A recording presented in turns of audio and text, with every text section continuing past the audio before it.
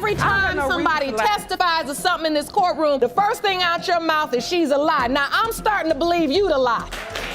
Now, you're gonna have to come up with some testimony in here that makes some sense. This was some months later. When I got to my apartment, I unlocked the door with the key. But at that point, I heard my closet door slide open. I heard somebody join the bed and went in the closet. I said, oh no. When I got inside, I went right to the closet, opened the door. She's standing up there naked. My man in my house. This case is a roller coaster from the start. The judge introduces Hendricks versus Hendricks, and apparently, this isn't their first courtroom drama. Last time, Mrs. Hendricks accused her husband of cheating, but a lie detector cleared him. Now, Mr. Hendricks thinks she's the unfaithful one and doubts their newborn is his. Buckle up, because this is far from a normal paternity case. Ms. Hendricks, you and your husband previously appeared in court because you suspected he was being unfaithful. She was naked on the bed, and Chris was in there. Oh, I'm perfectly aware of what's at stake. There's the girls and then the baby, I mean. You're expecting? Yeah, I'm Oh 6 my. months. Mr. Hendricks was asked, had he had sex with his ex? What was his response? His response was no. Mr. Hendricks is convinced the baby isn't his. He doesn't feel a connection, says little Christopher doesn't resemble him, and wants a lie detector test. Mrs. Hendricks, furious, named the baby after him and his dad, yet he still doubts her. And just when you think it can't get worse, the real reason for his suspicion is revealed. You say you confirmed your wife has been unfaithful and there is no way her child is yours. So you're also petitioning the court for a lie detector test to determine the extent of your wife's cheating. I mean, I was very honest with him with what happened before, and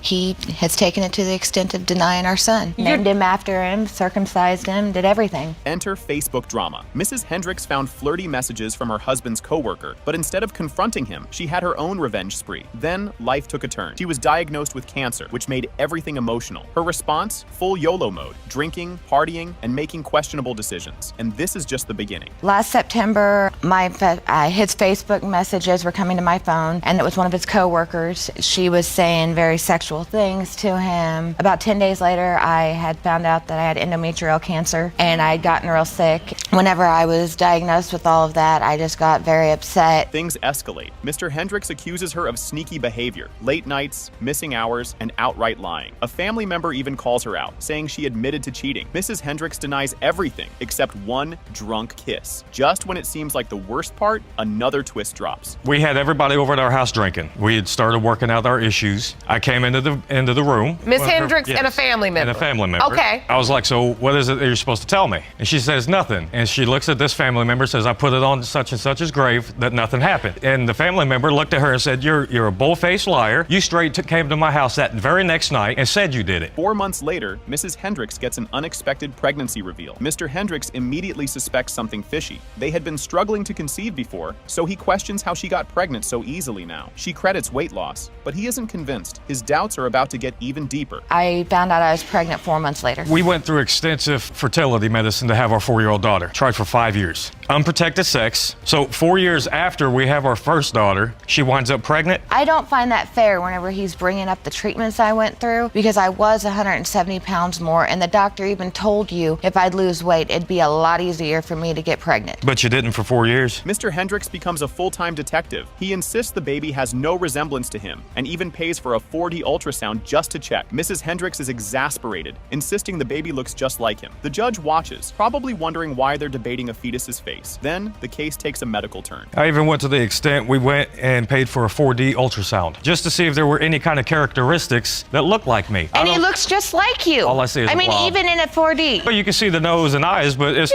too early. I was very concerned. I wanted to know right then. I mean, we fought over these pictures so much because he's like, I don't think he looks like me. I said, how do you figure? Just when you think science won't get involved, bam! The baby has a blood disorder, and Mr. Hendricks sees it as more proof. Since their older daughter never had it, he's convinced something's off. Mrs. Hendricks argues it's a random medical issue, but he's stuck on this. Time for an expert opinion. It went to the extent when we were in the hospital, when he was born, he was not breathing for a minute and a half. Finds out he's got a blood disorder. Is crazy because it's fighting with her blood. But the more I got to thinking about it, none of my other kids have ever had this problem. Our 4-year-old daughter does not have this problem. And so you're wondering if potentially this has something, the fact that the baby may have another biological father. Correct. Dr. Jamila Gator enters with the facts. She explains that a mother's blood can sometimes clash with the baby's, and it doesn't mean the dad isn't the father. The judge says, see, science says relax. But does Mr. Hendricks listen? No, he's even more emotional now. Like DNA, blood type is passed down from parent to child. And so typically in ABO incompatibility, the mother has type O, the baby has a different type. And what happens is the mother's body sees that blood as foreign, and the baby can get very sick. Typically, the blood supply between mom and baby are kept separate, but we do know in almost every pregnancy that cells do pass back forth. This part is heartbreaking. Mr. Hendricks gets emotional, talking about how much he loves his family. He calls them his solar system, and now feels like his universe is collapsing. The judge takes a moment, letting it sink in, and then the moment of truth arrives. This family is my planet. It's what I breathe. This one here just completes my solar system, you know what I mean? Mm-hmm. So you want this to be your child? 130%. I want them to be mine, so we could be happy again. Put all this, BS behind us and go forward, be a family. Well, that's why we're here. Yes, ma'am. The judge opens the envelope. Boom. It has been determined by this court. Mr. Hendricks, you are the father. I told you. Oh man, this case was wild from the start. Judge Lake introduces Kidd versus Rawlings, where Mr. Kidd claims he was tricked into fatherhood. Ms. Rawlings insists he always knew the truth. And trust me, this is just the beginning of the madness. Mr. Kidd, you say Ms. Rawlings is a manipulative user who convinced you that you were the father of her son, Nathaniel, then changed her mind when someone better came along. You and your mother say Ms. Rawlings' mind games have wreaked emotional havoc on your family, and you are 100% positive you are her son's father. Mr. Kidd came in ready to fight. He says Ms. Rawlings sent letters saying he was going to be a dad, and he never doubted it. But oh boy, just wait until you hear her side of the story. When this first started off, she came to me and told me that he was mine. She was sending me letters when I was gone. And so you were away when she found out she was pregnant? I went away a month after she found out she was pregnant. Did you tell him it was his child, Ms. Rawlings? No, Your Honor. This part was straight up messy. Ms. Rawlings says she met Mr. Kidd while also dating another guy. Things got complicated fast, and let's just say this drama is far from over. We met through a mutual friend. I didn't know anything about Mr. Kidd. Starting off, my mutual friend ended up leaving, and the situation that I was in, I didn't have anywhere to go. That's how me and Mr. Kidd ended up having relations, because I was staying with him. Everything progressed and everything started off. Somehow another female came into the picture. I went off and did my own thing and was dealing with him and another gentleman also. This had the whole courtroom confused. Ms. Rawlings says Mr. Kidd told her he had a rare condition that made having kids impossible. But just wait, it gets even weirder. When I found out I was pregnant, Mr. Kidd told me himself that he has some type of rare form of blood disease and that me and his child would die if I was pregnant by him. He had a rare blood disease. No. And if he got you pregnant, the baby would not be able to be carried full term? Jaw drop moment. Ms. Jenkins saw a baby picture and thought it was a prank. The baby looked just like Mr. Kidd. From that moment, she was sure she had a grandson. No DNA test needed, according to her. I got a phone call from my daughter, and she said, Mom, you need to look at this picture. Who got my son's baby pictures? She said, that's not your son. I said, yes, that is. I gave birth to him. I know who he is. She said, that's his son. And I was like, what? Hold on. No. Why am I just now hearing about this? So I contacted his friend who gave me Miss Rawlings' number. We talked for a couple weeks, and I asked if I could see the baby, and she said yes. The audience lost it here. Judge Lake shows baby pictures of Mr. Kidd and Nathaniel. Ms. Jenkins swears the baby has the family lips, the ultimate proof, apparently. But Ms. Rawlings isn't backing down. And when you look at these pictures, what do you see? My son. Your son on the left, and that's Nathaniel on the right. And you really believe, as you look at those pictures, that's your grandson. And as we take a look at the second picture, it's Mr. Kidd as a teen and Nathaniel. Mm-hmm. Oh, he has my lips. You think they look exactly alike, minus your lips, those are your lips. He's got my lips. This part was kind of sweet. Ms. Rawlings let Ms. Jenkins visit the baby, even though she didn't believe Mr. Kidd was the dad. But with all this drama, you know things were about to go left. Me being me as a mother, and I wasn't able to grow up with my father. Mr. Kidd can't see the moments that he's missing. At least his mom will be able to have him, and his family has some story to tell. As you stand here at the defendant podium, you say you know Mr. Kidd is not your child's biological father. Yes, ma'am. Drama turns into what is even happening. Ms. Jenkins had custody of the baby for over a month. She even had a handwritten note. Ms. Rawlings says she just needed help, but things only got crazier. I had him for a period of time. You took him back. We went through that phase, and now we're back at the point where you're sending me pictures every day again. She was going through a situation and got kicked out of where she lived because her choice of men are not just the greatest, I guess, in the world. He wasn't safe. She wasn't safe. She was trying to get her life together. She gave me the baby a period of time with a How long? I had him for a month and a couple days. Science steps in. Dr. Gator says Mr. Kidd's condition could have made him infertile, but not for sure. Suddenly, everyone in the courtroom is questioning everything. So I think there's two separate issues here. There was an issue about RH blood incompatibility. Yes. And that has to do with a mother and a baby, and if there's different blood types between the father of the baby, positive and negative. And so there are various childhood infections from mumps to repeated urinary tract infections to STIs like gonorrhea and chlamydia. Those can makes it difficult for you to emit sperm. The tension was unreal. Judge Lake asks if this new info changes Ms. Rawlings' mind. But nope, she still says Mr. Kidd isn't the father, but it's time for the moment of truth. So, Ms. Rawlings, after you've heard the testimony of the doctor, does that change your mind in terms of your belief? Because when you came in, you don't really think he's the biological father. No, ma'am. It has been determined by this court. Mr. Kidd, you are the father. Oh boy, this is a mess before it even starts. Mr. Calhoun says Ms. Prout tricked him into thinking he was her baby's dad. He insists it's impossible since she was with other guys. Ms. Prout says he's only denying it because of child support, and things are about to get spicy. You say the defendant tried to trick you into believing you are her daughter Amaya's biological father. But after uncovering evidence that she slept with other men, you are positive the DNA will prove you are not. You claim that you are positive that Mr. Calhoun is Amaya's father, and the only reason he is denying her is because you put him on child support. This is the ultimate I'm not ready for a relationship moment. He says they were just friends, but when she caught feelings, he ghosted her, except for those late night calls. Judge Lake isn't buying it, and neither is anyone else. Instead of digging out, he just keeps digging deeper. Me and Miss Prout have been friends for a while, but when I seen that she wanted to make a relationship out of things, I cut her off. I just kind of pushed away from her. I stopped calling, stopped answering her calls and texts, pretty much ignored her existence.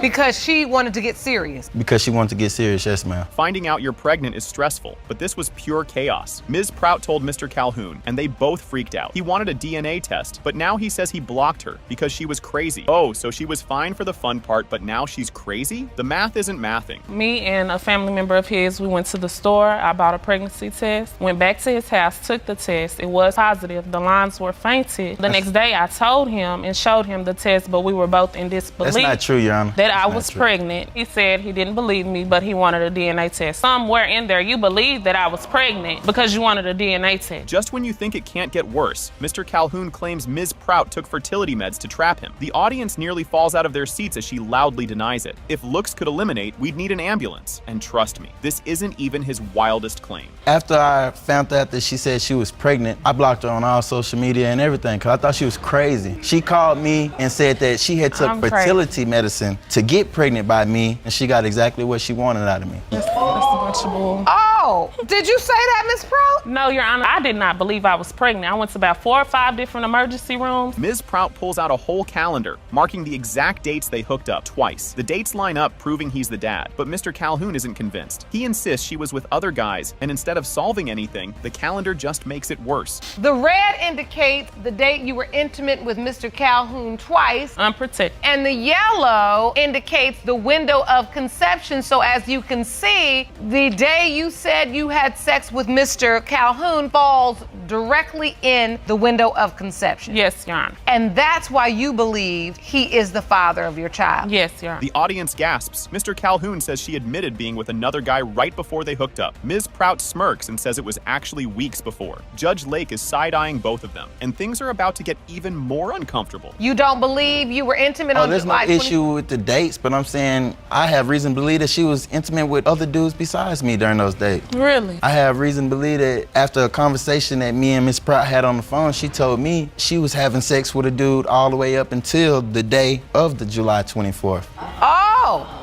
Mr. Calhoun had no contact during the pregnancy, but showed up for the birth. She asked him to sign the birth certificate, and though he wanted a DNA test, he signed anyway. Later, he found out the hospital actually did DNA tests. Regret on his face? Priceless. How did you get on the birth certificate? I got on the birth certificate because upon getting a call from Kia, remember, I never had any contact with Kia for the whole 9 months she was pregnant. So you didn't have any contact? No contact. I get a call from Kia on the day her water is broken. She's saying, no, you did not get a call. You have a daughter being born. Do you want to come up here and see your daughter being born? Me, I came to the hospital just to see if she was pregnant. Facebook always stirs the pot. Someone sent Mr. Calhoun a screenshot of another guy commenting on baby pictures. When he called Ms. Prout, she told him, "You're the stupid one that signed the papers." The audience lost it, and honestly, same. It's the situation with Facebook. This is barely 3 weeks after she's born. It's brought to my attention, hey, there's some guy next to your baby's picture and there's comments up under it. Everybody is saying like, hey, this is his baby. Why are you telling these people that this is the father when we just talked on the phone? I'm Amaya's father, that this dude is nothing to her. She tells me, she says, you're the stupid one that signed the papers. I told you that wasn't your daughter. Really? Ms. Prout's own godsister takes the stand and says she was already pregnant before reconnecting with Mr. Calhoun. She noticed the mood swings and attitude changes early. Ms. Prout just smirks like, oh well, girl, what? My godsister was having unprotected sex with another man.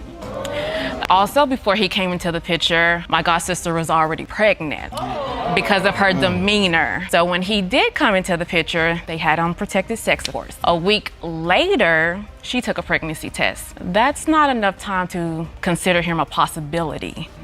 Judge Lake opens the envelope. It has been determined by this court. Mr. Calhoun, you are the father. Oh boy, this case is a disaster waiting to happen. Ms. Jackson drags her ex, Mr. Brown, to court, claiming he's the father of her 26-year-old daughter, Tanika. His wife, Ms. Brown, isn't having it and yells, "That's a lie, Your Honor!" Oh, and there's a child support bill bigger than college tuition, $20,624.08. Buckle up. Ms. Jackson, you've dragged your ex-boyfriend to court to prove he fathered your 26-year-old daughter, Tanika. You claim he's denied her since birth because you were caught in a love triangle with him and his wife. That's a lie, Your Yes, Honor. Your Honor. 1 week ago, you reopened your child support case in which you state Mr. Brown owes you $20,624.08. That's Yes, Your Honor. Flashback to 26 years ago at the club, where the chaos began. Ms. Jackson met Mr. Brown while dancing, but surprise, his wife was there too. When asked, he said, "Oh, she's just a friend." Later that night, he sneaked back, and let's just say, things got messy real fast. I met him at the club and we started talking, we started dancing. He told me he'll be back. When he left with his wife, Miss Brown, I asked him who she was. He told me if she was just a friend. So he came back to the club. We danced, we partied, and then we went to the apartment. Not mine. it was No, that's a apartment. lie. That's it was a lie. apartment, Your Honor. It wasn't my Whose apartment? apartment. It was No, their apartment. Ms. Brown went looking for her missing husband, but he was nowhere to be found. His car was outside, so she knew he was there. Turns out, he was hiding in the club bathroom with another woman. She banged on the door, and when it opened, bam, caught red-handed. And trust me, it gets worse. The first time I caught them together was at the club. Like I couldn't find him anywhere. So I walked around the parking lot looking, he wasn't out there. He wasn't in the club. I said, well, there was one place he could be because his car was still outside. So I knocked on the door, the bathroom. I said, open this door. He cracked it a little bit. So when I pushed it open, she in there, done him in the bathroom. But I told her, I said, you can go. Months later, Ms. Brown came home to find her closet door moving. Either she had a ghost or a really bad cheater. She opened it and boom, Ms. Jackson was inside, completely naked. That's right, her husband hid his mistress in the closet. At this point, he should have just packed up and moved to another state. After that, this was some months later, when I got to my apartment, I unlocked the door with the key. So at that point, I heard my closet door slide open. I heard somebody grab the bed and went in the closet. I said, oh no. When I got inside, I went right to the closet, opened the door. She standing up there naked, had my man in my house. Mr. Brown didn't even try to deny it. He straight up admitted he was with both women. Did he use protection? Nope. But then he claimed, I don't think I'm the father, because he thought Ms. Jackson had other partners. Oh, so you can cheat, but she can't? Got it. Were you sleeping with both of them without protection? Yes, Your Honor. So why do you deny that Tanika is your daughter? Well, Your Honor, I've seen too many things happen. Like one morning, I thought she was at work. Come find out, she was out with another man. We was kind of like staying together. Ms. Brown says Mr. Brown couldn't be the father since he was out of town for 3 months. She also claims Ms. Jackson refused a DNA test for years. But Ms. Jackson insists she was only with Mr. Brown. And just when you think it's over, boom, another plot twist. She was supposed to have been born 3 months later than what she was born if he would have been there. He had been gone for 3 months, but instead she was born 3 months earlier. And every time, Your Honor, we asked her for a paternity test, she get mad. Why do you think she's avoiding the test? Cause she know that's not his daughter. Was he acting like Tanika was his child? Yes, Your Was he Honor. excited about Yes, Your child? Honor. He named her Tanika Lachey Brown. Ms. Jackson whips out a birth certificate showing Mr. Brown as the father, but Ms. Brown isn't buying it. Turns out another man's name was there first because Ms. Jackson was married at the time. Mr. Brown still swears he never signed it, but Ms. Jackson has receipts. This is a copy of your My birth certificate.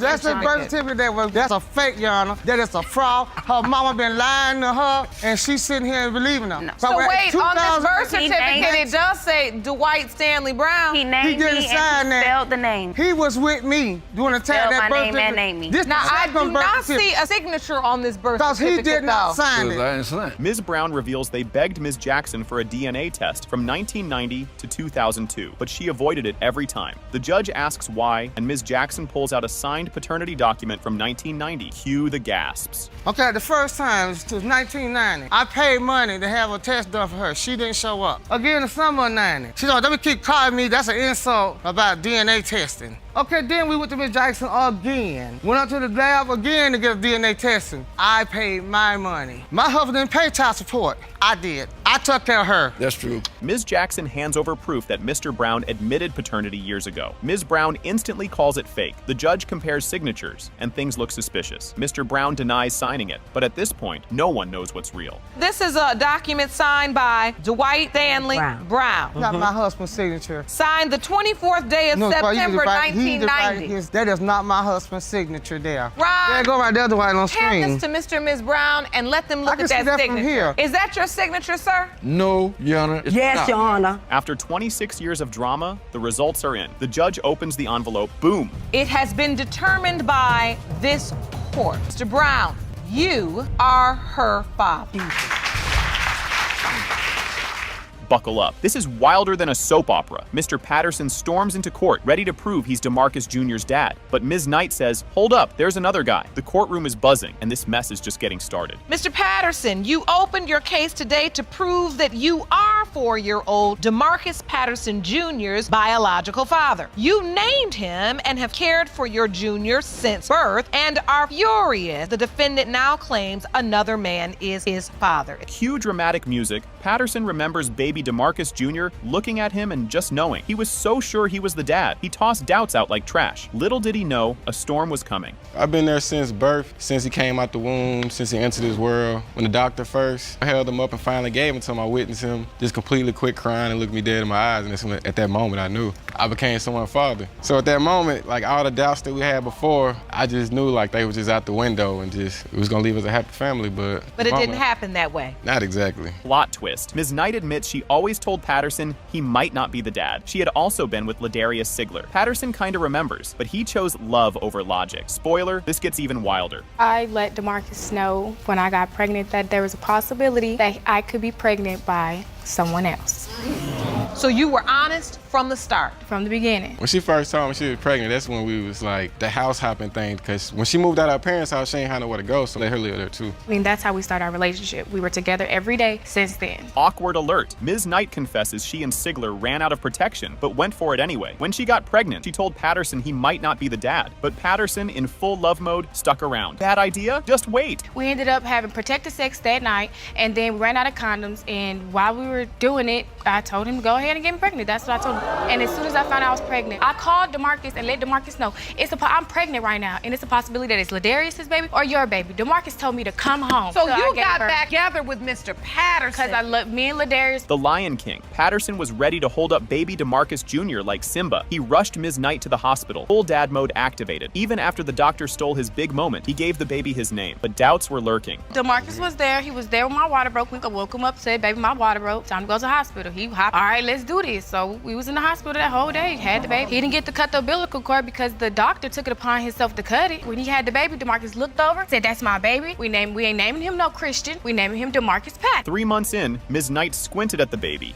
He looks like Ladarius. They debated, compared baby pics, and wondered about a DNA test. Patterson ignored it, still playing dad. Another plot twist ahead. Well, it was a conversation between me and DeMarcus we had often. I mean, DJ turned about 3 months, and I looked at him one time, and I was like, wow, he kind of looked like like Ladary. Oh, so you all were open about this? Yes, always open. We would take rides to the gas station. He'd show me pictures of Ladarius. Like, you sure this like that? I started seeing his ears slant out, and I was like, hold up. Just like, I don't know, though. Now, things get real messy. Ms. Knight brings in Sigler's mom, who is also her godmother. That means Sigler is basically her godbrother. Courtroom shook. Buckle up. It's not over yet. My godmama. That's Mr. Sigler's mother. Right. So that's the other guy's mother. Right. And so you said Miss Sigler is your godmother. Right. So the other possible father is your godbrother? Right. Oh. Ladarius. Oh, you making this look bad. Lord. Ms. Knight sees a baby picture of Sigler's family and has an uh-oh moment. DeMarcus Jr. looks exactly like them. She lets Sigler start bonding with the baby just in case. And now it's time for the ultimate showdown. My godmama ended up sending me pictures of it, and me and DeMarcus actually was in the same vehicle at the same time when she sent this one picture. I looked at DeMarcus, he looked at me and was like, yo, that's DeMarcus, And that's you DJ submitted family. that picture to the court. Miss Sigler as a baby. The other one, that didn't do much for me. The other one did. And this is DeMarcus Jr. That's the one she sent me, and me and DeMarcus in the car and was like, that's DJ. Dramatic entrance. Sigler walks in saying, yeah, that kid is mine. Turns out he knew about the pregnancy before Ms. Knight did. He even took her to confirm it, but then got cut out of the picture. Now, the kid calls both men daddy. Do you believe you are DeMarcus Jr.'s biological father? Yes, ma'am. I was the one who told her she was pregnant. And when I told her she was pregnant, she say, well, if you feel like that, take me to the clinic. So I did. So when we got back from that situation, we had conflict. She like, it could possibly be his. It could possibly be yours. So therefore now, like she say, all in water. Men daddy. Yep, DeMarcus Jr. calls both guys daddy. Sigler swears the kid loves him, and Patterson looks defeated. The judge is exhausted. There's only one way to fix this mess. DNA test time. And he was 3 months old when I first met DeMarcus. I did gang attachment to him as well, but I understood the situation. They come down to, is this baby? We want to know, he want to know. Before it get any farther, get out of hand, I don't want him growing up because he do know both of us. He do look at both of us like fathers. Does he call you daddy too? Yes, ma'am. Oh, Lord. Silence. Judge Lake reads the results. BAM. It has been determined by this court. The biological father is Mr. Sigler. Judge Lake introduces the case, saying Ms. Valdez-Lark's engagement to Mr. Slater is on pause until they figure out if he secretly made a baby with his ex, Ms. Pitts. This is the kind of drama that makes reality TV look boring. And trust me, it's just getting started. Claim your engagement to your fiancé, Mr. Slater, is on hold until you determine today if he cheated on you and fathered his ex's 1-year-old daughter, Harmony. Yes, Your Honor. So there's a lot riding on today's results. Your Honor. Imagine just minding your business and suddenly a 12-year-old drops a baby bombshell on you. Ms. Valdez-Lark explains how she got a call in 2012 from Mr. Slater's 12-year-old daughter, which led to a very awkward conversation with Ms. Pitts, who straight up claimed Mr. Slater was her baby daddy. I mean, how do you even respond to that? Congrats? Are you sure? This was a disaster waiting to happen. Back in September 2012, I received a phone call from their 12-year-old daughter stating that Ms. Pitts would like to speak with me. She said, I'm not calling you to be messy. I need to speak with you on a matter. She was like, I'm pregnant by Rob. So I'm like, that's a lie, Your Honor. So, not only is there baby drama, but adoption drama too. Ms. Pitts says she was planning to give the baby up for adoption, but she needed Mr. Slater's signature and, surprise, surprise, she couldn't find him. Turns out, tracking down a disappearing baby daddy is harder than getting customer service to answer the phone. I was supposed to get my daughter up. Ms. Pitts, you were considering adoption. Yes, ma'am. Etc. So you were making this call for that reason. Yes, ma'am. When you finally got him on the phone, no, ma'am. She didn't even get him on the phone. She got me. He wasn't there. Mr. Slater really walks in here acting like this is the most ridiculous thing he's ever heard. He swears up and down there's no way Harmony is his, because according to him, he hasn't been with Ms. Pitts in years and claims she's just obsessed with him. I mean, dude, if she was that obsessed with you, wouldn't she have picked someone who actually takes care of their kids? Do you believe you're the father? No. You don't? No, Your Honor, because I haven't had sex with her. Why would she just come up with your name like you the father? I said because she obsessed with me. Everyone I talk to, she call him and tell him that I got her pregnant. Oh, she's obsessed with you. Yeah. Watching Mr. Slater try to answer questions is like watching someone try to talk their way out of a speeding ticket. It's painful. He keeps saying he hasn't been with Ms. Pitts in a long time, but when Judge Lake asks for an exact time frame, suddenly his memory just poof disappears. Man's acting like this is a math test he didn't study for. How long has it been since you slept with Ms. Pitts? I can't remember, Your Honor. Has it been 6 months? He can't even say that because his oldest daughter told him to his face in my presence that he was at his mother, in her mother's house. If you lying was a drinking game, everyone in this courtroom would be passed out by now. Judge Lake is done playing and calls out Mr. Slater for calling everyone a liar but never actually proving anything himself. At this point, even the audience is like, sir, do you know anything? Anything at all? The first thing out your mouth is she's a lie. Now I'm starting to believe you the lie. Now you're gonna have to come up with some testimony in here that makes some sense. But every time they make a statement, they a lie. And boom, the test results are in. And guess what? Mr. Slater, you are her father. Keep on lying. It's not gonna change anything. Whether she ain't mine biologically, I signed the birth certificate, I cut the cord, she was there from day one. She's mine! She's staying with me, nobody else. I feel your pain. You said to the court clearly you wanted both children to be yours. I was like, that's just ratchetness. That is just getting some scandalous stuff. Ratchet? Yes, it's I'm ratchet. ratchet because I was made You know, in you're the ready to house. be these two. If there's 13 possibilities, These guys, everybody's attacking me like I'm the one that was laying down sleeping with people. I'm the one that was made. Miss Myers. Okay? This case is already a disaster before it even starts. Mr. Rash thinks he might not be the father because his wife cheated on him, slept with 5 brothers, and has another dude's name tattooed on her. Just when you think that's bad, it somehow gets worse. You are here today seeking the results of paternity tests for your 2 children. You claim your wife, Ms. Fuentes, has cheated on you repeatedly. You say she once left you for another man, slept with 5 brothers from the same family, and even had the name of another guy tattooed on her body. Yes, Your Honor. Oh, and did we mention she brought another guy who might be the father? Ms. Fuentes straight up says her husband was never her type, and she's not even sure who the dad is. When this mystery man enters, things get super awkward. Today, you've also brought another man to court who is waiting outside, who you believe could also be the father of one of your children. I do, in fact, actually, I have cheated on him. I'm gonna admit that, but he knew from the get-go, like, look, my past, I grew up in foster care. I didn't have the best childhood, and I told him, look, don't use my past against me. I was still in love with my That's a lie, Your Honor. Now they're fighting over the kids like a bad reality show. Ms. Fuentes says Mr. Rash kept the kids from her for 6 months, and he says she was too busy partying to be a mom. Just wait until the DNA results drop. I had gotten with another dude, okay? He took the kids and wouldn't let me see him for over 6 months. He would not let me talk or see to my kid. There was maybe 2 times at the end of the 6 months that he actually let me see my kid. Is that true, Mr. Rash? Yes, Your Honor. I did take them for 6 months because I felt like she wasn't being a mother. She wanted to sit there and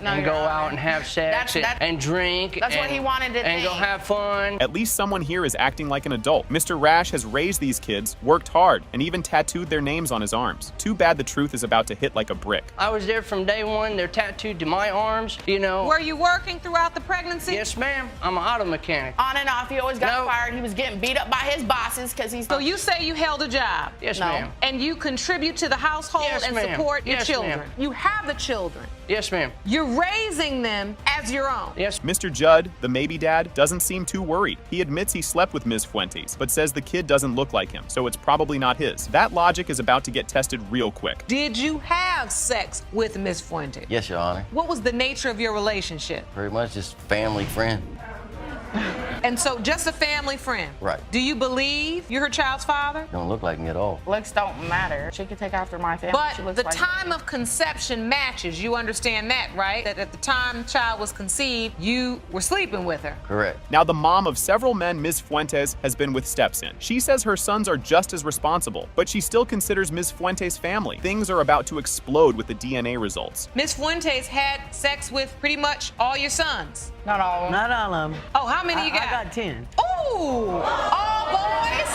I got 3 girls. Ooh. So she had sex with several of your sons. What do you feel about that? She'll do anything in the world for me, and I'll do anything in the world for her. I love her children. Her children look at me like a grandmother. Mr. Rash just wants both kids to be his. He's been their dad, and no test is going to change that for him. But, well, the test results are about to say otherwise. Just want my kids to be mine, and, you know, I'm just going to continue to do what I'm doing. Do you still want a relationship with Ms. Fuentes? You know what? In light of all this, no. I mean, like, I don't even care anymore. Finally, some good news. Mr. Rash is the father of 1-year-old Christina, and he's relieved. But the next envelope is about to break his heart. These results were prepared by DNA Diagnostics, In the case of Rash versus Fuentes, when it comes to 1-year-old Christina, Mr. Rash, you are her father. Uh-oh, here it comes. The results say Mr. Judd, not Mr. Rash, is actually Gabriella's father. Mr. Rash loses it, and Ms. Fuentes cries because deep down, she knew this was coming. When it comes to 2-year-old Gabriella, Mr. Judd, you are the father. Oh my God. I'll never forgive you for that. Never. She deserves to know. No, she don't deserve to know. Yes, she does. You lied to her and you lied to me. I'll never forgive you. Never! This part is rough. Mr. Rash refuses to let Gabriella go and says she's still his daughter no matter what, but the drama isn't over yet. It's not gonna change anything. Whether she ain't mine biologically, I signed the birth certificate, I cut the cord, she was there from day one. She's mine! She's staying with me. Nobody else. I feel your pain. You said to the court clearly you wanted both children to be yours. Mr. Judd could not care less. He says he'll pay child support, but wants nothing to do with Ms. Fuentes. The room is tense as Judge Lake steps in with some final words. Mr. Judd, you're standing there quietly. Are you in shock? Not in shock. How do you feel? Yes, I did what I did. I gotta deal with it. When you say deal with it, you mean? Child support. But how about being a father? Of course I will, but I won't be with her. You have no desire to be with Ms. Fuentes. It would take two, and Not at I all. feel the same way. Like, we're just not going down that road. This case is already off the rails. Ms. Short is here demanding Mr. Johnson step up as a dad, but he's refusing until a DNA test proves it. Things are already tense, and it's only gonna get wilder from here. Ms. Short, you and your mother opened your case today because your first love, the defendant, denies he fathered your 21-month-old son, Jabari. You are a single teenage mother who needs help, and you demand Mr. Johnson step up and be a father. Ms. Short starts crying, saying she needs help because her baby needs a father. Her mom backs her up, but also didn't want Mr. Johnson too involved if he wasn't the dad. This is emotional, but trust me, the drama is just getting started. Ms. Short, you say you need help. Yes, because he's the father of my son, and my son, as a boy, need a father figure, and I need extra help, like while I'm in school. She just need to know, is he the father? So he can step up and do the right thing, hopefully. You know, we can't make him for coming over because I didn't want no feelings to get involved. This love triangle is a total mess. Ms. Short was with Mr. Johnson on April 23rd, but by May 3rd, she was with another guy. Now she's sure it's Mr. Johnson's baby, but math is about to be questioned. Me and Mr. Johnson had sex April 23rd. I seen him on Facebook with another female, and he was like, I don't want you, I want her. He was talking about the other female. He just left me. After that happened, it was May 3rd.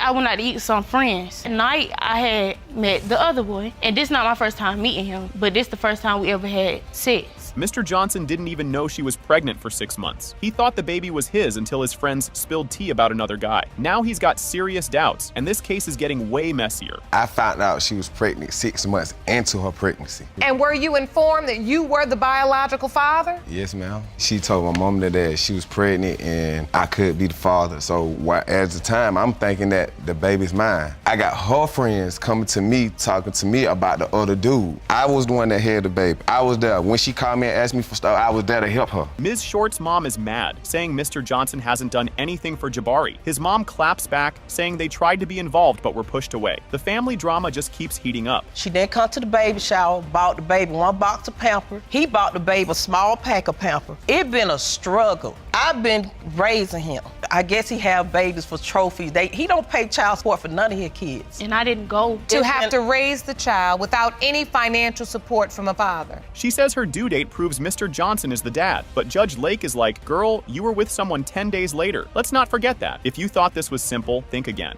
I'm going by the dates. My due date was January 14th. I had him January 8th. I had sex with Mr. Johnson April 23rd. And May 3rd is just too close. You reached out to them as well to say that it is a possibility that he could be the biological father. Proximity of the time you had sex with Mr. Johnson and the time you had sex with the other guy. Yes, Your Honor. Mrs. Short pulls out a letter where Mr. Johnson promised to be a good dad. He admits he wrote it, but claims he didn't know about the other guy at the time. This might be a smoking gun, but we're not done yet. And this is something he wrote to you? He writes, I'll be there for you and my child. I love all mine. That one thing you ain't got to worry about. I'm going to be a great father to my children. Promise promised you in that moment that he was going to be a good father to his child. Do you remember writing that, Mr. Johnson? I remember writing that letter, but at the time I thought that Jabari was mine. Judge Lake is fed up and tells them they need to grow up. She reminds them raising a kid is not a game and they need to figure it out fast. The audience is loving it, but things get even crazier next. And now you've gotten yourself into this whole big drama with adult situations and adult problems. You can't even string 2 good sentences together in this courtroom to take care of a living child, this beautiful little boy, almost 2 years old. And this is babies having babies, and this has got to stop.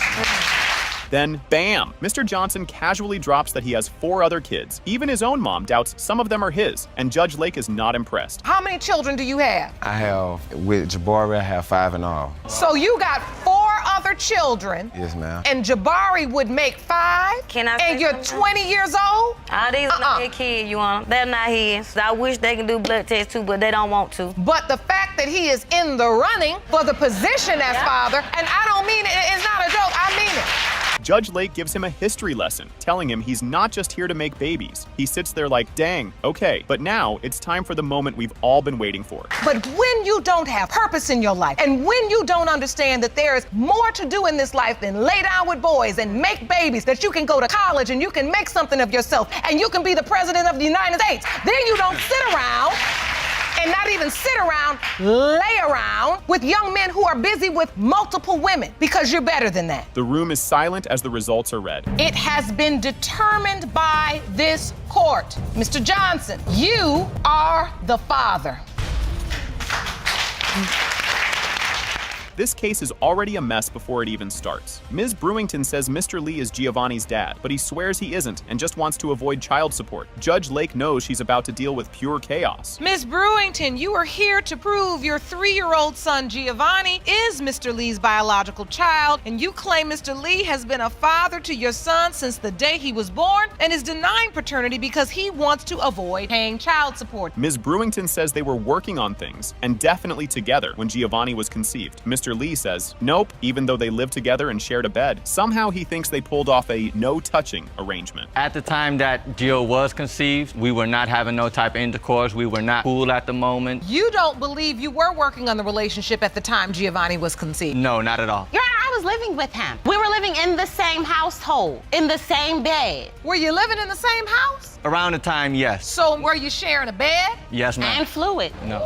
Clearly, yes. Ms. Brewington finds out she's pregnant when she goes to get birth control. Whoops. Mr. Lee makes her take 3 pregnancy tests, and when they all say positive, he still says, not mine. Denial mode is officially activated. Found out that I was pregnant. I actually went to the doctor to just re-up on my birth control. So I went ahead, they did a pregnancy test. It came up positive. I told him, he did not believe me at all. He went out and got 3 pregnancy tests, made me take all of them. They were all positive. And he was like, well, that's not my baby, because we didn't have sex. She was just getting fat. Instead of accepting the pregnancy, Mr. Lee tells people Ms. Brewington is just gaining weight. Even while she's showing ultrasound pictures, he says, don't believe her. He even denies she's in labor. Legendary levels of delusion. He was telling people I was just getting fat. He was like, she just eats a lot of fast food. Everybody was rubbing, my friends were rubbing my stomach. I'm showing ultrasounds to people. He's like, don't believe her, she's just fat. What kind of denial is this? Mr. Lee, you taking denial too far. Exactly.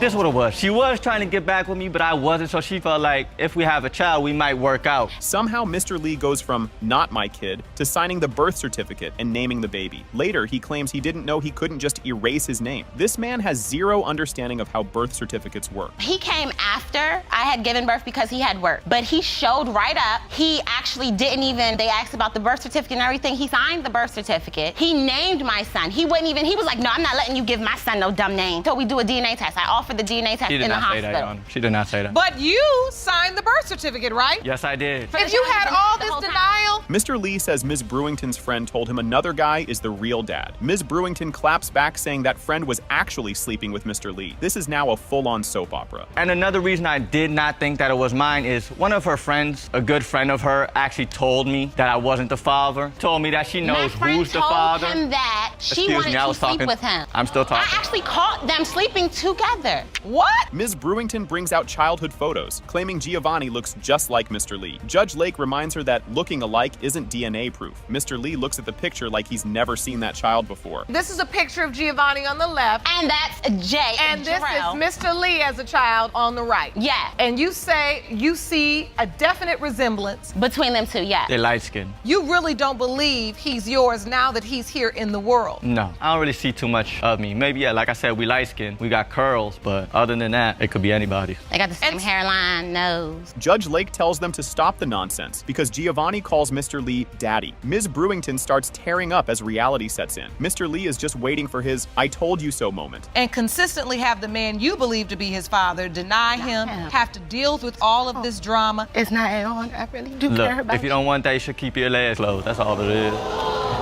Before you condemn, you also have to understand the part you had played in. Yeah, I do. Because Giovanni's 3. He calls you daddy. The test results come in. It has been determined by this court. Mr. Lee, you are not the father. Told y'all. Hold up. I already knew. I told you. This courtroom was straight up chaos from the start. Ms. Spencer is suing her sister, Ms. Garner, for saying their mom lied about who her real dad is. Things get heated fast, and it's only the beginning. Ms. Spencer, you're suing the defendant, your sister, for defaming your mother's name by now claiming Mr. Smith is her father. You say today's paternity results will prove he is not. Imagine being a kid and a random lady walks up like, hey, I'm your aunt and your dad is someone else. Ms. Garner asked her mom about it and she shut it down. But that little thought never left her head. What did you hear in the 7th grade, Ms. I Garner? was going to school. I was in the 7th grade, and there was a lady that came up to me and she said, I am your aunt, which would be his baby sister. So my mother was still living at that time. And I went home and I asked my mother, and she told me these people was making it up. It wasn't true. And may I interject to say, if she heard about that in the 7th grade, that would have made you how old, Carmen? About 12 or 13. This story takes a crazy turn when a newspaper article brings a long-lost dad out of nowhere. Ms. Garner wrote about being homeless, and suddenly Mr. Smith called saying, hey, I'm your dad. That phone call set off a whole storm. I had did an article in the newspaper when I was 37 years old. It was about being homeless and on drugs. I had went to Lucius Kirkland's house to wash clothes. When I got back to the shelter, they said a man called and said he seen that article in that newspaper about you being homeless and on drugs, and he had called, Mr. Smith had called the shelter and told them that he was my father. Really? Ms. Spencer is not having it and calls Mr. Smith out for waiting so long. She asks why it took an article for him to step up, calling him a sit-down father. The audience is clapping, and things are getting messy. So if you heard this once before, why didn't you stand up then? Why would it take your grown daughter to come and tell you that woman right there is your child based on an article in the paper? And even after that article ran, he still was a sit-down father. He hasn't stood up yet, but today he comes to stand, and today I come to prove the point. This man is her father. Mr. Smith swears he never knew, saying he dated their mom but never heard she was pregnant. He claims he's not a bad guy, just didn't have a clue. Ms. Spencer is side-eyeing him hard. Well, we dated for about a year. At that particular time, Your Honor, I did not. If he dealt with her for a whole year, he had to have known something. You know, you don't just get a woman pregnant and then you don't see her no more. After a year, there's feelings. After a year, you call her every now and then. After a year, you see her every now and then. My mother hung out. They show a side-by-side picture, and Ms. Spencer is yelling, look at the nose. Carmen says people have always told her she looks like Mr. Smith. The whole courtroom is squinting like they're playing detective. That's her dad, Your Honor. Look at those resemblances. Look at that nose. Look at that mouth. That is the man who I believe, when my mother made those accusations, Lucius went to jail whenever he did not pay. And this is only what they've told me, sent a man to jail. If there was gonna be a man go to jail, it would have been him. Ms. Spencer says Carmen is looking for love in all the wrong places. Carmen says she just wants the truth, not a new dad. Either way, it's all about to come down to the DNA. I believe this is what she wants to believe. I believe that in life, you have a person, such as Carmen's father, who passed away, opposed to say that she's Alex's child, to say, I can follow behind him. I don't need a father to follow behind. And one thing for certain and two for sure, if he turns out to be my father, I've had 2 great stepfathers. Judge Lake reads the results, and boom. It has been determined by this court. Mr. Smith, you are her father. Glory. This whole thing started off like a train wreck you can't look away from. Ms. McKeever says Mr. Arnold is 100% the father, but he's acting like he's never even heard of this kid. And just like that, we're off to a drama-filled start. Ms. McKeever, you say you have no doubt that Mr. Arnold is your 3-year-old son Kenneth's biological father. You've requested a paternity test and are suing Mr. Arnold for $1,796 in child care expenses. Yes, Your Honor. Mr. Arnold refuses to pay because he says the kid isn't his. But here's the kicker. He skipped his DNA test and got named the dad by default. Judge Lake tells him he messed up big time, and now he's stuck. And just when you think he might get it, nope, he keeps digging himself deeper. No, it's not my child, so why would I pay anything? You feel confident it's not your child. You know that's a dangerous game, right? It's not my child, so why should I pay anything? I got put on child support because of not showing up to a DNA test. Why didn't you show up to the DNA test, I don't young have man? the transportation to get to this. What? Look where it ended up. Just when it seemed simple, boom, another man is thrown into the mix. Ms. McKeever's sister says she's been paying for everything, while Mr. Arnold's aunt yells, "Wait, wasn't there another guy?" And just like that, we've got a full-blown paternity mystery. And you've been helping out. Yes, ma'am. Paying for expenses. Haircut, shoes, anything that little boy needs. If she calls me, he have it. With the understanding that there was another young man involved who was supposed to be these kids' dad. Who is this now, young after man? 2 years, now all of a sudden, my nephew is being blamed for these kids. This is where the math gets real weird. Ms. McKeever says she was with Mr. Arnold all December, but also with another guy on December 26th. Then she thought it was the other guy's kid, but surprise, that guy took a test and wasn't the dad. The other young man that I was with, he ended up going away. Mr. Arnold ended up moving with me. You know, we were intimate a lot, unprotected. December 26th. Around January 18th, I end up going to the doctor because I get my 6-month checkup. The lady ended up telling me I was 6 weeks pregnant. The last person who I had intimate with was the other dude. Now we've got a missing DNA test, 2 years of blocked messages, and a whole lot of yelling. Mr. Arnold wants proof, but somehow no one can find it. Meanwhile, Ms. McKeever swears Kenneth looks just like him, so that should be enough. You blocked him out for 2 years, blocked him off of Facebook, no contact. 2 years later, this girl pop up and tell him she need to talk to him.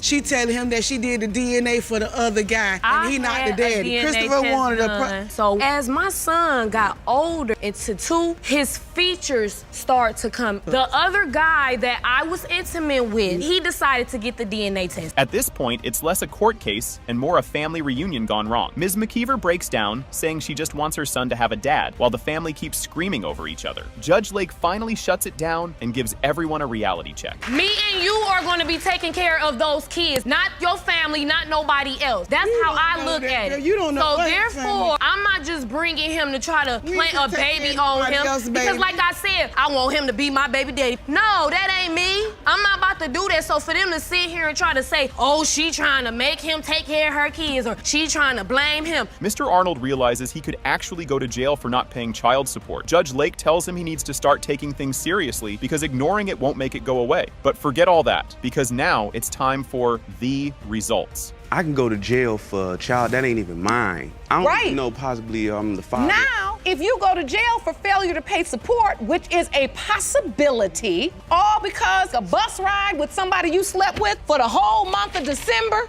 for 3 weeks. Your Honor. She said you haven't paid anything. You can get picked up anytime. And all you had to do was show up. The room goes silent as Judge Lake reads the results. It has been determined by this court. Mr. Arnold, you are his father. Step up, baby.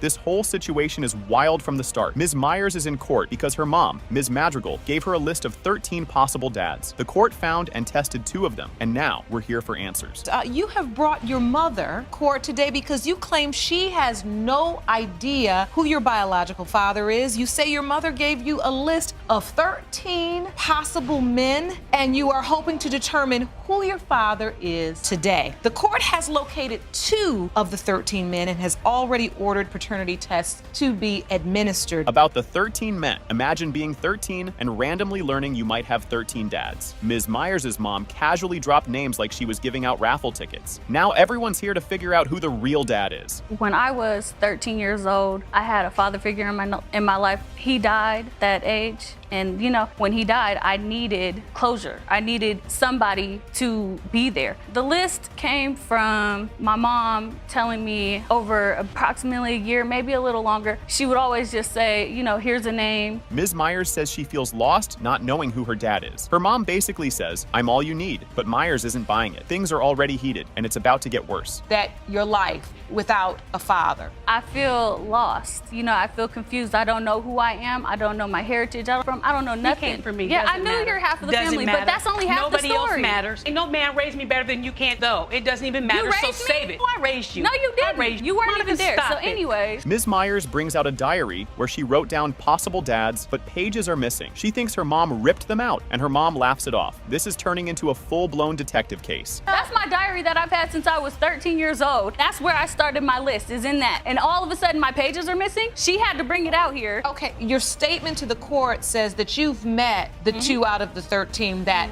the court has administered tests to, Mr. Keith McCraney and a Mr. Derek Smith. You smile. Mr. McCraney walks in and says he and Ms. Madrigal were together for 3 minutes. Yes, 3. The whole courtroom loses it laughing, but he's serious. Oh, and right after, she went to another guy's house. You do know Ms. Myers' mom, Ms. Madrigal. Yes, I did. You know, we got together. She came over. She told me she thought I was sexy, whatever, good looking. My Okay, bad. we had sex. It was a 3-minute thing. You know, 3 minutes. He swore to tell the truth. And nothing but the truth. Ms. Myers met when she was 13 and was not impressed. She even told her mom, this man is ugly. To make things worse, his girlfriend's kid might also be his. When is the first time you remember meeting Mr. McCraney? I was 13 and I was going into 14. I stayed the night over with him and his girlfriend and her kid. Come to find out that one of her kids was his child, but that she was in question at the time and they had to be tested years later. Everyone. You've got to be kidding me. I said, Mom, this ugly, my dad. Now, wait a minute. Ms. Myers is done with this mess and starts breaking down. She's mad, frustrated, and tired of everyone coming at her. Judge Lake steps in to calm things down. I was like, that's just ratchetness. That is just get some scandalous stuff. Ratchet? Yes, it's I'm ratchet. ratchet because it's ratchet. I was made You don't know in you're the made between these two. If there's 13 possibilities, These guys, everybody's attacking me like I'm the one that was laying down sleeping with people. I'm the one that was made. Miss Myers, okay? Mr. Smith had a short fling with Ms. Madrigal and disappeared for years. Ms. Myers actually likes him and hopes he's her dad. The DNA test is coming, and she's praying for good news. Around the age 19 to 20, we had a brief encounter of sex. And then one day I seen Samantha and she gave me a baby picture and told me that you're possibly the father of this child. And then I did not see her for quite a long time after that. One day I was coming out of a building. Samantha drove up with Monica in the backseat and said, there's your dad right there. Well, the results are in. It has been determined by this court that you are father. There it is. He brought her to my doctor's appointment. That's disrespectful. I asked him, I was like, the day after my son was born, I said, you can come up here and see the baby. He said, oh no, I'm And getting what a does ride it from matter if Denver. I drop him off? I was the only one willing to give him a ride to see his own kid. That's disrespectful. I have kids. I know what it's like being a single mom, and I would not be with Jesse if he would not take care of responsibilities. She cheated on me on my birthday. I did not cheat on you. She was gone with her ex on my birthday, and then come crawling back after that. She was gone with Mr. Dallas or somebody else? Somebody else. There could be more than one person that she's been with. It's not true, Your Honor. Ms. Clark says Mr. Newby bailed when she got pregnant because his new girlfriend, Ms. Faulkner, filled his head with doubts. Mr. Newby claims Ms. Clark was seeing someone else, and if he is the dad, wants custody because he thinks she's unfit. And just when it seems messy enough, emotions explode. Ms. Clark, you claim that you and the defendant, Mr. Newby, dated for only 3 months before you became pregnant with his baby. You say the relationship was moving forward until he left you for a woman you claim is old enough to be his mother. It is your belief that she is the reason Mr. Newby is denying paternity. Ms. Clark shares her tough past. Her dad's decided to eliminate himself, her mom's death, and addiction struggles during pregnancy. She admits to using drugs while pregnant, but says jail helped her clean up. The crowd applauds her turnaround, but the drama's far from over. Because, of course, it's paternity court, and it only gets messier. Your Honor, when I met him, I was in drug use, but we were together for 3 months. When he left me, I felt abandonment because when I was younger, at 13 years old, my dad had hung himself because of drug use. And then 5 years later, my mother had died when I was 18 years old because of cancer. So when he left me when I was 7 months pregnant, I felt abandonment and pain and agony. Mr. Newby Newby's suspicions take center stage. He thinks Ms. Clark cheated, and others kept feeding his doubts. He was initially excited about the pregnancy, even showed off the sonogram, but the gossip got to him. Then things take a strange turn involving fake baby photos. When she first went to jail, she would call me, and yeah, I would talk to her because I was thinking that the baby might possibly be mine. I've had my doubts from the very beginning. She's constantly lied. She's cheated on me with her ex, like, what, 3-4 times? No, only like once. That? You know, you had doubts about being a father or whatever, then why'd you have this picture taken with me with the first ultrasound and being happy about being a father? Things get weird when Ms. Clark admits sending Mr. Newby a random baby photo from the internet. Yep, a total internet baby to test if he cared. It only made Mr. Newby more suspicious.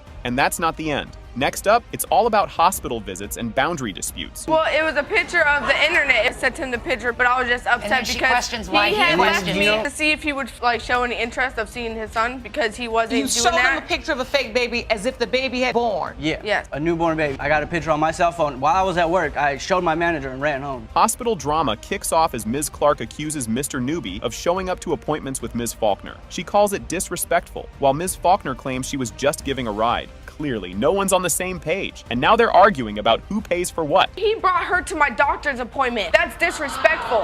I asked him, I was like, the day after my son was born, I said, you can come up here and see the baby. He said, oh no, I'm And getting what a does ride it from matter Denver if I now. drop him off? I was the only one willing to give him a ride to see his own kid. That's disrespectful. I have kids.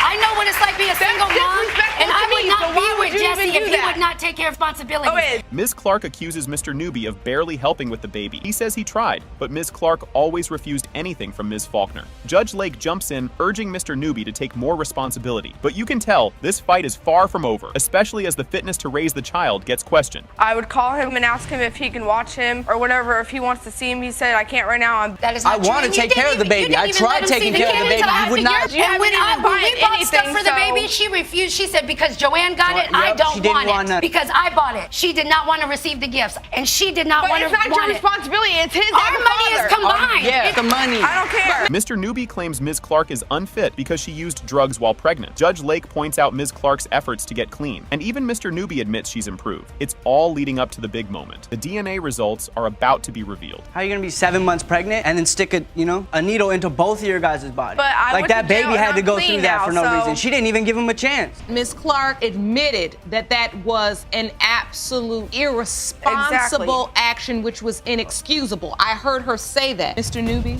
you are the father. Ms. Holshoe storms into court claiming her mom had a fling with the defendant's dad, making her their sister. The Howard sisters are furious and call her a liar. Ms. Holshoe points out her name in the dad's obituary, and the drama levels up with more accusations. Ms. Holshoe, you claim your mother had an affair with the defendant's father, and today you're in court to prove that he is your biological father. Ms. Howard, you and your sisters say Ms. Holshoe is a delusional troublemaker whose promiscuous mother destroyed your family and ruined your home. Ms. Holshoe says she has terminal cancer and wants closure on her dad. She heard about her real dad when her drunk stepdad spilled the tea during a fight. Her mom confirmed it, and things got messy from there. I've recently learned that I have terminal cancer, and I like to have family history, and I also, which I know they don't want to, but I would also like to, because my stepdad was drunk, he was fighting with my mother, and he said, well, who do you think your father is? And so after that, my mother told me. She took me and introduced me to DL. We had a relationship from then on. The Howard sisters admit their dad once mentioned Ms. Holshoe might be their sister, but brush it off, claiming her mom slept around. The courtroom erupts into a messy argument, feeling like a Thanksgiving dinner gone bad. One time when I was 19 years old, my dad, he was in from California. My parents were already divorced. We were in from California. He had us all meet him out at a country bar. We showed up, that and her mother was there. And after about a half hour, we had some drinks and stuff, and my dad I don't even remember that, and she's lying, and I'm not a that. If anybody's of that, look whatever over the there. case may be.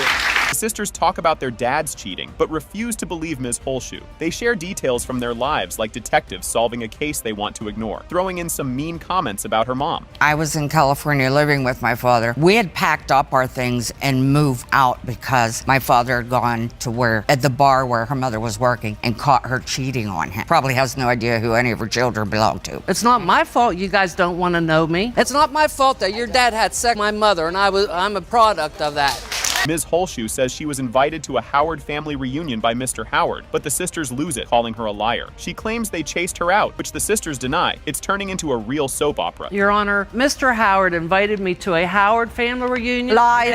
It was at Lies. Guilford Lake. That is a total lie. How does she know where the reunion is if she was invited or someone didn't tell her? Your Honor, Thank I you. have been to every single family reunion. And I have been she to- has never been. Is it held at that location? I'm sure that she has this information because she's got from my other sister. Kelly Howard says she believes Ms. Holshoe because their dad literally introduced her as her sister. Everyone is left wondering if their dad ever thought this situation would end well. Well, we were out one day, and I was about 19, and he said that he wanted me to meet one of his girlfriends. Met several of them before. So we go to Lynn's mother. He introduces me to her as my sister.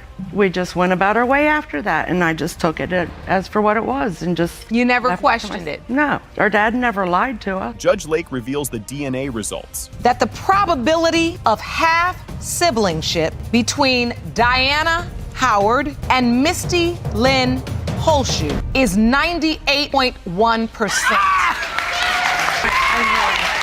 Two moms, Miss Taylor and Miss Johnson, team up against Mr. Barber, accusing him of being a deadbeat dad. They want over $7,000 in child support, and they're not holding back. This is just the start of the blames the moms for wanting too much money and causing drama. Miss Taylor claims he only cares about one kid because he's still sneaking around with that mom. It's like a soap opera, and the drama is just heating up. The only reason you can't support the children you have with Miss Taylor and Miss Johnson is because they ask for too much money. They create too much drama. Miss Taylor says she gave birth alone, while Mr. Barber flirted on his phone. He blames work, but she's not buying it. This is just leading to more tension. I had my daughter by myself. My mother's deceased. My family could not get there. I come. Judge Lake scolds everyone for all the shouting, saying it hurts the kids. She compares their constant fighting to nails on a chalkboard. The moms roll their eyes, and Mr. Barber tries to act calm. Let's see if anyone steps up. Miss Cooper, the third mom, actually defends Mr. Barber, calling the others bitter. She claims he's great with her kid. The room gets awkward, but the financial drama isn't over. Do you feel like he treats your child differently? No, I don't. I feel like he loves all his kids the same. I just feel like me and him have came to a common ground to co-parent. Our relationship and what we've been through, none of that matters. Is he good? Yes, he is. Very well. Love. She's a daddy's girl. She only wants to be with him. Johnson, 3,880. She tells Mr. Barber being a dad is more than just photo ops. It's like a game show where nobody wins. You know, it is this... A reality check. Time to grow up and stop letting his kids down. The moms hope he takes it seriously. It ends on a hopeful note, but this drama feels far from over. When you got these women pregnant, you didn't know who you were. But now... Wow, this episode kicks off with fireworks. Miss Jackson is in court to face her husband's mistress and prove the mistress's baby isn't her husband's. Oh, and she's ready to end her marriage if she's wrong. Yep, it's going to be one of those cases. Let's go. Discovery of the affair. Miss Jackson, you say you're here to confront your husband's mistress and to prove her 1-month-old daughter, Kiesha, is not his biological daughter. Your Honor. Furthermore, you say you learned today that the child is in fact your husband's. Your marriage is over. That's right, Your Honor. Things get real when Miss Jackson tells the story of how she found out her husband was sneaking around. Oh, but Miss Jackson wasn't having it. This was just the warm-up round of the drama. I got an epiphany. Call it woman's intuition, whatever you want. Well, I went to my husband's job. It was about 9:30 or 10:30 at night. He approached the car. We talked for a few minutes. To end our conversation, I told him, feel as though there's something going on that you hadn't told me, because he had been distant in the days prior to. I had put him out. The mistress, Miss Lipscomb, tries to explain herself. And her story, it's wild. She says Mr. Jackson told her he wasn't married, even though he was rocking a wedding ring.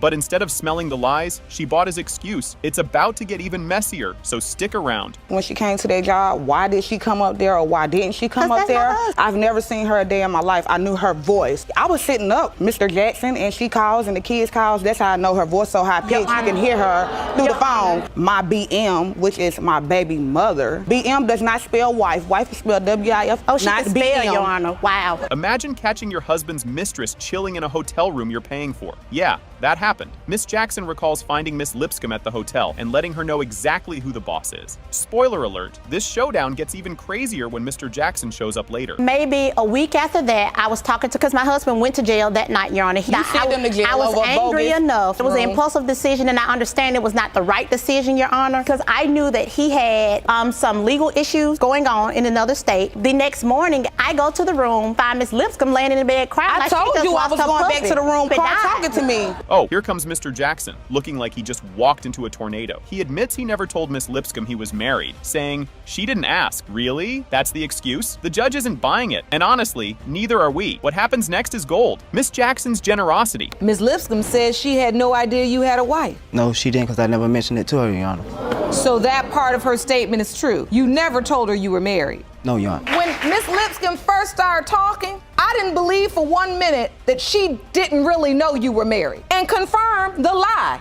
Oh, I didn't tell her no lie. I just didn't never mention it to her. She never asked. You think Miss Jackson would be done, right? Nope. She actually bought baby stuff for the mistress's kid because she felt bad. She thought the drama was over, but surprise, Miss Lipscomb admits the affair never really stopped. This mess is nowhere near cleaned up. Not only have we had conversations, before I didn't deny the child, I went and bought over $900 and some worth of stuff for her baby. Like I told her, from the conversation, Your Honor, she seemed really distraught. She said that, "I don't know how it feels not to know who your child's father is, Your Honor. Whether it's my husband's child or not, out of the kindness of my heart, Your Honor, I understand that we all have shortcomings." Just when you think it's bad enough, Miss Jackson drops another bomb. Miss Lipscomb might have had another boyfriend during all this. She even brings receipts, aka Facebook posts, to prove it. Let's just say, things are starting to feel more like a soap opera in real life. Hang tight. I found out when I was in jail, because I guess the beginning of the year, her birthday time, she got sick and went to the hospital. And my wife told me that she said she was pregnant then. On her Facebook page, Your Honor, she had listed that she was going to the hospital. At that time, Your Honor, she was with another man, and I have evidence. This piece of evidence shows that she was also dealing with another man. Yes, Your Honor. Oh, but Mr. Jackson didn't just sign the birth certificate. He was at the hospital. He put this baby on his wife's military benefits too. Like, that's not a big deal. The audacity off the charts. And you already know, Miss Jackson is not about to let that slide. He didn't cut the cord, but he was there. So he did come for the birth? Yes. Mr. Jackson, did you sign the birth certificate? Yes. You did? So if it's Your not Honor, his child, Your why would he sign the Could I- birth certificate? could I Even more to intercede? speak on So her Mr. behalf. Jackson, you've acknowledged paternity? Yes. Your Honor, that's why the baby was placed on my benefit. Her Also benefits had- are not doing anything for my placed on child. my benefit, Your Honor. I also have proof of that. At this point, the whole courtroom is on edge as these two women go back and forth like it's the finals in a shouting competition. Miss Lipscomb says Miss Jackson is just using the baby as a reason to divorce Mr. Jackson. The judge steps in to say, enough already, but trust me, the next part is gonna leave you shook. Oh, I just believe she wants to know if this is his child so she can divorce him. Don't use my child as a crutch. If you want to divorce him, divorce him. Don't use my child as a crutch. This woman is delusional. The whole time I was pregnant, I'm delusional she when swore I'm that married she and was you're messing pregnant. with my husband. She's been pregnant 4 times since I have had my daughter. Right here, not that telling she you sent that me I'm in pregnant May. now. That's You the sent part me, that I you was hadn't saying- admitted I to told me. you every time. The moment everyone's been waiting for. The DNA test comes back, and boom. When it comes to 1-month-old Keasia Jackson, Mr. Jackson, you are not the father. This kicks off like a reality show where nobody's winning. Mr. Burridge says he's been played and wants his name off the birth certificate, plus his money back for childcare. Mrs. Stephanies is fed up, saying Burridge was a great dad until now. Things are already wild, but they're about to get wilder. Mr. Barrage, you've dragged Miss Stephens to court because you say you're being played for a fool. And when today's DNA results prove that you are not her daughter, father, you demand that your name be removed from her birth certificate and you be reimbursed for the past 8 months of child care expenses. Both had side flings. Welcome to the world's messiest love triangle. Burridge admits he had a girlfriend while seeing Miss Team Stephanies, who also had another guy. Miss Stephanie says Burridge knew what he was getting into, but things turned awkward real fast. If you thought this was messy, just wait, there's more. I also had another woman on the side, and you had another guy on the side. And I never knew it was a girlfriend. We were together every day since the first day we started hanging out. No. But when I sent you the pregnancy test and told you I was pregnant, you said, what? I'm gonna be in her life. That's my child. You was there, you signed the birth certificate, cut the umbilical cord. I didn't force you to do anything. You chose to do that willingly because you felt obviously that she was your child. That's like a soap opera crossed with a bad rom-com. Burridge claims he was trapped into this baby, saying she wanted him away from his girlfriend. Ms. Stephanie says he chose to be there because he liked how she treated her kids. The judge looks like she needs a lie detector test for this one. But hey, it's just getting started. That's my child. I'm gonna be in his or her life. He's saying that I was just something to do, but that was never my impression. Me and Fernando, we was together all the time. It wasn't no one night stand. We was together consistently every day. I didn't think we were in a relationship, but I thought thought it was more because I knew that my intentions was to get more than what it was. And you also said this to me, talking like you gonna try to take me away from my girl. You know what I'm saying? Trying to set me up, trying to trap me. This is nosy neighbor heaven. Gossip galore. Burridge says neighbors told him Stephanie's was seeing half the block, making him question if the baby was his. He even points out the baby's complexion is too different. Ms. Stephanie's rolls her eyes like she's had enough of this nonsense. The judge starts piecing things together, but it only gets weirder. I didn't know how many guys she slept with. Guys coming out the blue in the neighborhood where I stay, just come out the blue. I hit that, I hit that. And he's going off what other people saying. Ask him, does he know anything that's for sure? Not what people are saying. Do you know for sure? Do you have any proof of this? I have proof, Your Honor. For one, Your Honor, I don't have light blue, green, hazel eyes, Your Honor. So that's for one. The other guy has light eyes. Yes, Your Honor. This part is either touching or hilarious. Barrage shares he didn't have a dad growing up and didn't want the same for Phelan, but now feels foolish. Ms. Stephanie says she thought Barrage was her ride or die, and now feels humiliated. Just when things seem settled, bam, a twist. I really don't know who my father is, because my name ain't on the birth certificate other than what my mother tell me, but ain't no name on the birth certificate. On my generation, my close in that family all the way to like 1874. And like far as our genetic code, everybody, we got big eyes, big nose, big lip. That baby got light eyes, little nose. From you, Mr. Barrage, she's my child also. She can have my genes. Things just got crazier. Ms. Stephanie's reveals she's 5 months pregnant with Burridge's baby. Burridge says she trapped him again, while she insists otherwise. The judge looks like she could use a coffee break, and honestly, same. But the drama isn't over yet. My biological mom wasn't in my life, nor my father. I didn't meet him till I was 12. And ain't no telling if that's my biological father. Why would I put my children? Phelan is my 5th child. I'm pregnant again by Mr. Barrage. And what, to go through the same thing? I'm 5 months pregnant as we speak now. She trapped me, Your Honor. She trapped me with this one. Things get awkward fast. Stephanie's admits she was with another guy, but says it ended before Phelan was conceived. Burridge isn't buying it, thinking he might not be the only possible dad. The audience practically yells at their TVs, trying to solve this like a crime drama. The tension here could power a whole city. Have you ever had a sexual relationship with this other guy? So you have. What he's saying is you've had a sexual relationship with this guy. For some reason, you're still around him all the time. Because unprotected sex, Your Honor. Was it unprotected or protected sex? Unprotected. When I met Mr. Barrage, that relationship, no, not at the same time. It might be another man, baby. Not you know at the they got a same name time. for themselves. This had everyone rolling their eyes. Burridge says Stephanie's put voodoo on him, earning a look from the judge like, really? The judge points out Burridge signed the birth certificate and played dad. Stephanie says she wanted more than just a fling, and now she feels tossed aside. Finally, the moment of truth is near. Both of you have stood in court today and testified that you feel like fools. Yes, Your Honor. A special type of food, though, Your Honor. What kind? She put some type of voodoo on me or something, Your Honor. Acting like you don't care nothing about this girl. You are wasting my time. I'm trying to get to this paternity issue and you trying to act like you don't care nothing about this girl. Hit it and quit it girl that you don't care nothing about. The DNA results are the grand finale. It has been determined by this court. Mr. Barrage, you are her father. Thank you, Your Honor.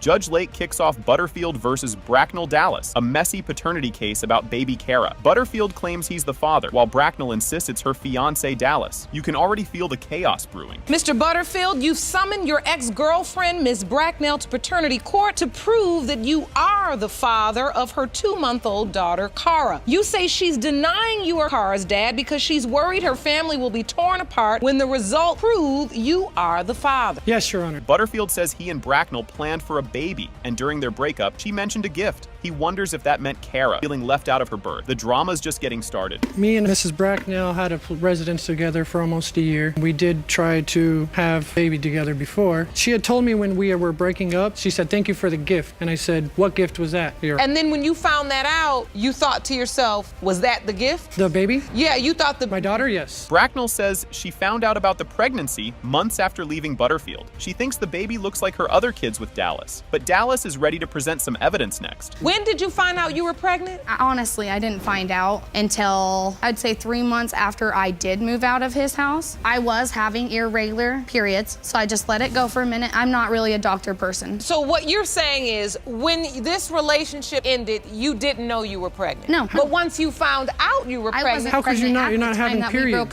Dallas brings out a calendar, claiming Bracknell moved in with him when Kara was conceived. Butterfield claps back, insisting he was still seeing her. The mystery deepens. So this calendar calendar outlines August the 20 date when the relationship with Mr. Butterfield and Ms. Bracknell. Cara was conceived in mid-September, and she was born in June. And she ended the relationship with Mr. Butterfield at the end of August. There's no way Mr. Butterfield is Cara's biological father. Yes, ma'am. Dallas declares Cara his daughter, no matter the DNA results. Butterfield insists he'll step in if she's his. The room is tense, with emotions ready to burst. Have you ever considered how you would react if, in fact, Cara is not your biological child? You know what, Shona? I'm gonna love her the same. She's gonna be my little daughter. I'm gonna raise her my life. Nothing's gonna change. I love her to death, just like I do now. He's actually made our family stronger. That's good. I'm not trying to get her back. I'm just trying to be in my daughter's life. No, you just have a... Butterfield found out about Cara via a Facebook post, someone else holding her. He accuses Bracknell of hiding it, but she denies it. The back and forth doesn't seem to end. The only time that I actually ever found out that you guys were even pregnant, that's a Facebook post that they posted on that the baby was even. That's before I even knew. It says, this little girl is ready. Yep, that little girl's ready right there. And then I also, the only thing I got was a text message from of a friend saying of her sister holding my daughter. Butterfield accuses Bracknell of cheating and even leaving him on his birthday. She denies everything. The tension rises as they prepare for the next round of accusations. She cheated on me on my birthday. I did not cheat on you. She was gone with her ex on my birthday and then come crawling back after that. She was gone with Mr. Dallas or somebody else? Somebody else. There could be more than one person that she's been with. It's not true, Your Honor. When I found out about it, I messaged her mom, let him know I was coming. I blocked, obviously, on their That you were Facebook. coming? Let's explain that text message. You guys even got together. Butterfield insists Cara is his, pointing out physical similarities. Bracknell counters, saying Cara resembles Dallas and her other kids. Everyone's waiting for the DNA test to decide. She looks more like me. Even her own family says it. They look like me. She's got my nose, she's got my lips, she's got my brown hair. All her boys are blonde. Yep, and they've gone brown the older they get. Exactly. So you are convinced, Mr. Butterfield, this is your daughter? Oh, I'm 100% convinced. Judge Lake asks if Dallas would stay if Cara isn't his, and he says yes without hesitation. His devotion is clear, but the DNA results will soon shake everyone. So therefore, if in fact Cara is not your biological child, will you be able to continue this relationship? Oh, yeah. You will? Yep. Okay. It has been determined by this court, Mr. Butterfield. What did I tell you?